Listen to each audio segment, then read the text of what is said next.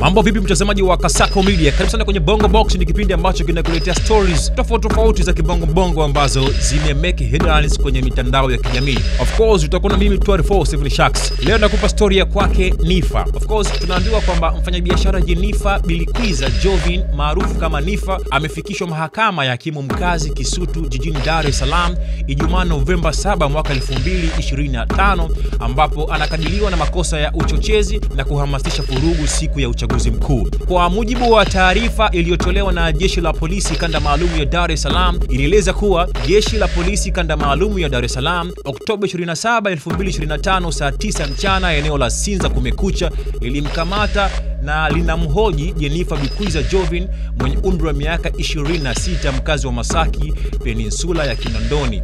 Hiyo ilikuwa ni taarifa ya polisi, ndivyo ilivyoelekeza.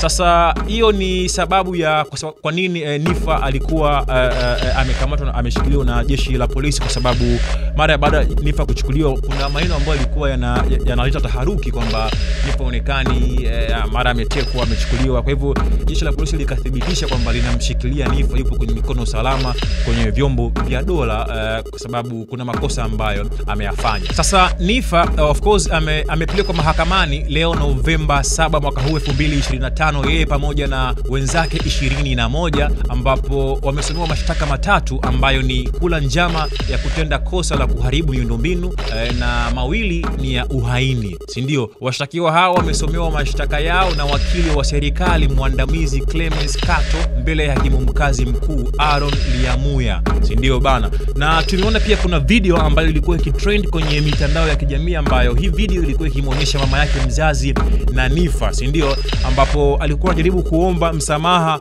kwa Rais wa Jamhuri wa Muungano wa Tanzania, kuomba kwamba ajaribu kwa roho ya huruma ajaribu kumsamehe mwanae kwa sababu anatambua kwamba amekosea. Kwa hivyo kama mama amsamehe, lakini pia kama kiongozi wa nchi hii ambaye ndio amiri jeshi mkuu, lakini pia ndio Rais wa Jamhuri wa Muungano wa Tanzania, ajaribu kuomba msamaha aweze kumsamehe, kwa sababu alisema pale Nifa ndo mtu ambaye anaendesha familia, ndio tegemezi, kwamba kuna watu ambao ana dogo zake ambao wanawasomesha na vitu kama hizo, ambao wote hao wanamtegemea Nifa, si ndio bana? Sasa bi mkubwa wake Nifa design kama akawa anaomba msamaha kwa bi mkubwa, amzungumzia Rais Daktari Samia Suluhu Hassan ili aweze kumsamehe, si ndio? Sasa niambie mtazamo wako ni upi juu ya hii issue ambayo inaendelea kati ya Nifa pamoja na wenzake? Nini ambacho unakifikiria? Mtazamo wako ni upi? Drop your comment hapo chini kwenye comment section, alafu sisi tutakuja kusoma kile ambacho utakuwa umekiandika. Endelea kuangalia Kasako Media, Kasako TV kwa taarifa zaidi.